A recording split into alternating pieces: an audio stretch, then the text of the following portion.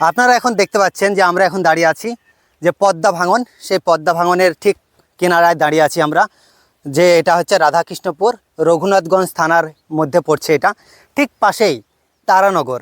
আমরা এর আগের বছর আপনাদেরকে দেখিয়েছিলাম তারানগর সে ভয়ঙ্কর ভাঙন, আর এখন সে তারই পাশে একদম দেখতে পাচ্ছেন সে ভয়ঙ্কর ভাঙনের দৃশ্য কিন্তু এখানেও দেখা যাচ্ছে, এখানেও ফুটে উঠেছে সে রাধাকৃষ্ণপুরে ঠিক তারানগরের পাশে। আর এখন ইনিশিয়াল কিছু কাজ করা হচ্ছে, এখানে নদী ভাঙন রুখতে কিছু কাজ করা হচ্ছে। সেই কাজের গুণমানটা আপনাদেরকে একটু দেখাচ্ছি। দেখুন যে বস্তাগুলো দেওয়া হচ্ছে, একদম সিমেন্টের ইউজড বস্তা, ব্যবহার করা বস্তা এগুলো দেওয়া হচ্ছে। এই ভাঙন রুখতে এগুলো ব্যবহার করা হচ্ছে। আর কিভাবে ব্যবহার করছে দেখতেই পাচ্ছেন।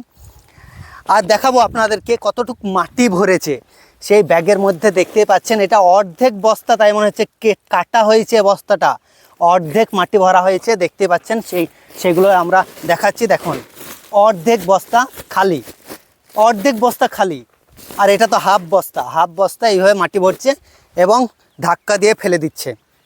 এতে কতটুক ভাঙন রুখবে, আটকাবে কতটুক ভাঙন, সেটাই প্রশ্ন।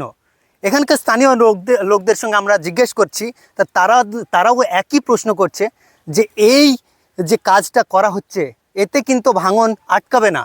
কিন্তু আমরা দেখেছি এই সরকার আসার পরে 50 কোটি টাকা বরাদ্দ করা হয়েছে, সেই কাজ এখনও শুরু হয়নি। তবে এটা ইনিশিয়ালভাবে একটি কাজ করা হচ্ছে।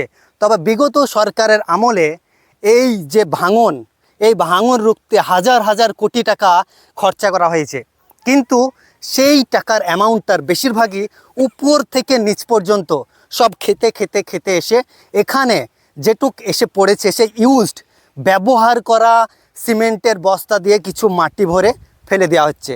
আর এখানে শত শত বিঘা জমি ধসে চলে গেছে এই পদ্মার বুকে। পদ্মার যে ভয়ঙ্কর রূপ, সেই রূপটা প্রত্যেক বছর দেখা যায় এই বর্ষার কালে। বর্ষা যখনই আসে তখন এই রূপটা দেখা যায়, পদ্মার যে ভয়ঙ্কর ভাঙন সেই চিত্র আমাদের সামনে ফুটে ওঠে। তো সেই পদ্মার ভাঙন আটকানোর জন্য আমাদের পাশেই দেখতে পাচ্ছেন বাংলাদেশ, ওই যে দেখতে পাচ্ছেন ওই পাড়ে, ওটা হচ্ছে বাংলাদেশ।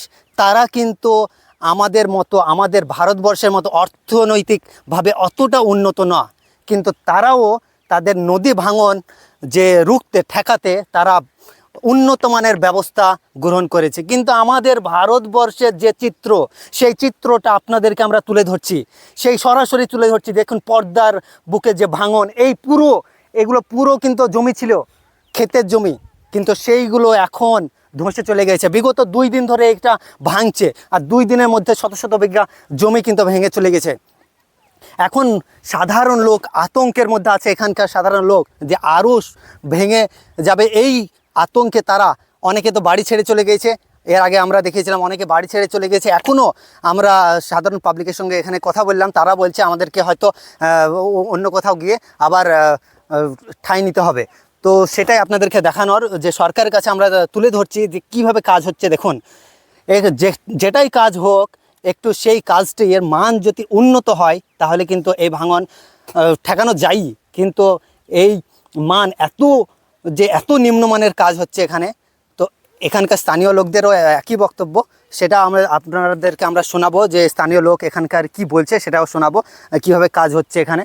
তো ভিডিওটি বেশি বেশি শেয়ার করুন যাতে সরকারের কাছে এই ভিডিওটি পৌঁছায়, এবং যে এই সরকার চেঞ্জ হওয়ার পরেও আগের সরকার যেভাবে, সরকার আমলে যেভাবে কাজ হতো উপর থেকে নিচে পর্যন্ত সব খেতে খেতে এসে সামান্য খোসা, সেই বাদামের খোসাটা দিয়ে কাজ হতো। তো এই সরকারের আমলে কি কোনো পরিবর্তন হবে, সেটাই দেখানোর।